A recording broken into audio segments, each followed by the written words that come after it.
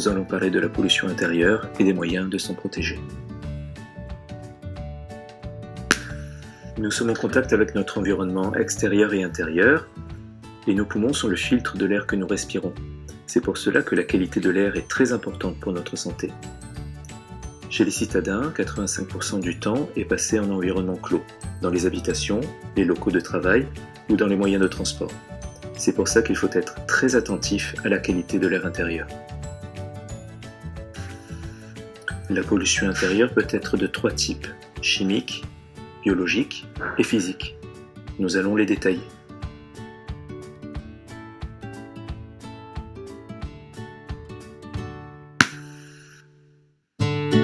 Les polluants chimiques sont multiples.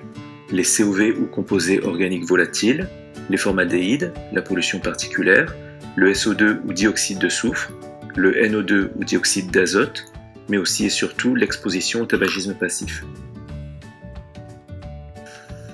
Le tabagisme passif a un impact sur les enfants, notamment les enfants des mères fumeuses, avec des risques d'asthme, de symptômes respiratoires, d'otite, voire de mort subite du nourrisson. Les adultes aussi peuvent être exposés au risque de cancer pulmonaire et ORL, de BPCO, la bronchopathie chronique obstructive, c'est la maladie des poumons le plus souvent provoquée par le tabac. Ils ont plus de risques d'avoir des maladies cardiovasculaires, comme les pathologies coronariennes, infarctus du myocarde, les AVC ou accidents vasculaires cérébraux. Les COV ou composés organiques volatiles sont très nombreux. Les sources des COV sont multiples. À l'extérieur, ils sont issus souvent des transports routiers, mais aussi des végétaux par le métabolisme des plantes, dans les forêts ou issus de l'agriculture. Mais la source principale se situe dans l'environnement intérieur, avec les produits chimiques, surtout les solvants, les produits de construction, de décoration, les peintures, d'entretien, de bricolage, mais aussi les journaux, les parfums, les cosmétiques, les isolants thermiques, les meubles en panneaux de particules qui ont souvent une odeur particulière quand ils sont neufs. L'exposition est importante, notamment dans les mobile homes. Il existe une relation entre l'exposition aux produits, la sensibilisation de type allergénique, puis l'apparition des symptômes. Il s'agit de manifestations asthmatiques, d'inflammation des voies respiratoires, de dyspnée ou de gêne pour respirer, de toux. On considère que ces produits peuvent avoir un rôle dans l'apparition de cancers et de mutations de certaines cellules. Le NO2 ou dioxyde d'azote est un gaz issu d'une combustion. Il est créé par les cuisinières, chauffe-eau, les poêles, les cheminées à foyer ouvert, les radiateurs à gaz ou au kérosène, les moteurs à essence. Il est aussi créé par le tabac, la fumée d'encens, et il s'agit d'un effet direct irritant sur les voies respiratoires. Ils entraînent une augmentation du risque d'infections respiratoires comme les rhumes ou les bronchites et des symptômes comme la toux.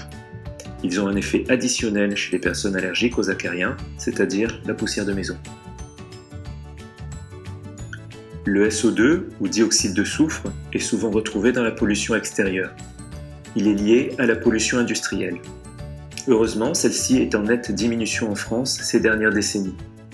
Malheureusement, cette pollution existe aussi à l'intérieur des maisons, lors de combustion, donc le plus souvent dans la cuisine. Elle entraîne une bronchoconstriction, c'est-à-dire une fermeture des voies respiratoires, responsable d'une gêne respiratoire ou d'une toux par exemple.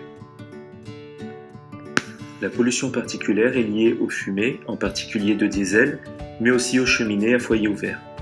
Elle favorise les allergies et une réaction inflammatoire des voies aériennes. La pollution intérieure biologique peut avoir 2 origines. Tout d'abord les endotoxines et deuxièmement les allergènes, si on y est sensibilisé. Nous allons rapidement les détailler. Les endotoxines sont des composants des membranes de certaines bactéries. Elles sont libérées dans l'air extérieur sous forme d'aérosols. Elles sont présentes dans les matières organiques, les poussières, les déchets ménagers, les composts, et elles entraînent des réactions inflammatoires des voies aériennes, avec des symptômes de fièvre, de gêne respiratoire, de baisse des performances respiratoires et des manifestations d'asthme. Vous pouvez voir ici une jolie photo d'acariens sur cette diapositive et nous verrons plus tard comment s'en débarrasser. L'allergie aux acariens est très fréquente, en particulier chez les jeunes asthmatiques.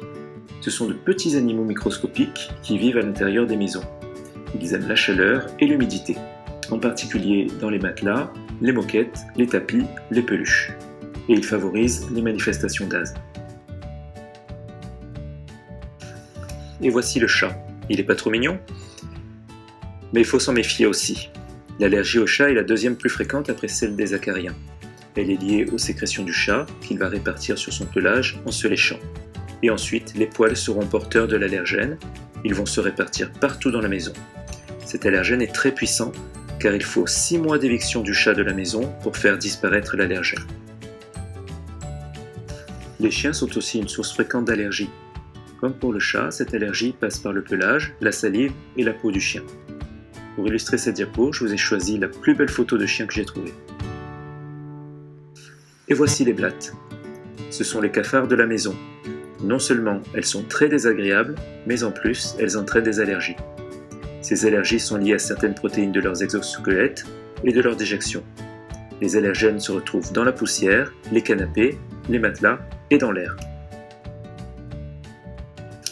Voici de jolies photos de moisissures, très photogéniques, très poétiques, féeriques.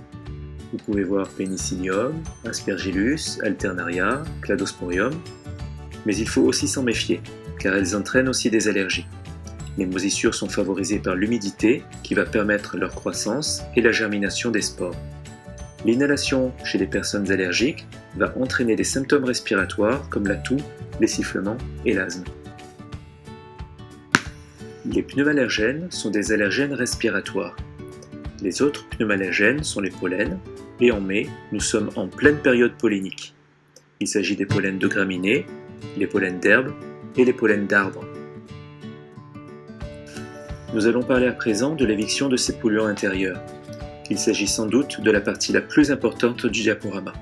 Cela permet de prévenir l'apparition des symptômes. Il y a des mesures spécifiques à prendre, c'est-à-dire des mesures propres à chaque polluant. Pour les acariens, c'est la chasse à la poussière. On ventile pour éviter l'humidité, on ne chauffe pas trop, une température inférieure à 19 degrés est préconisée, en particulier dans la chambre. On passe l'aspirateur régulièrement, si possible, avec un appareil muni d'un filtre spécial HEPA. On évite tout ce qui ramasse la poussière, les tapis, les moquettes, les peluches. On met en place des housses anti-acariens autour du matelas, mais aussi autour des coussins. Pour les animaux, on propose une éviction de l'animal, mais en pratique c'est souvent difficile de se débarrasser de son animal de compagnie, même quand il favorise une maladie. On peut proposer au minimum de protéger la chambre, c'est la pièce de la maison où nous passons le plus de temps habituellement, c'est-à-dire interdire l'entrée de l'animal dans la chambre. Il y a eu des études avec des purificateurs d'air, mais l'efficacité sur les allergènes d'animaux sont contradictoires. Pour les moisissures, ce qui est le plus efficace, c'est de baisser la température, de lutter contre l'humidité et de nettoyer à l'eau de javel qui permet de détruire les moisissures. Pour les blattes, c'est le nettoyage et la désinsectisation. Après les mesures spécifiques, il y a des mesures générales, globales, comme l'éducation, l'information sur cette pollution intérieure et surtout la lutte contre le tabagisme. Sur cette diapo, vous pouvez voir les recommandations du ministère de la Santé pour préserver la qualité de l'air intérieur. Aérez votre logement tous les jours.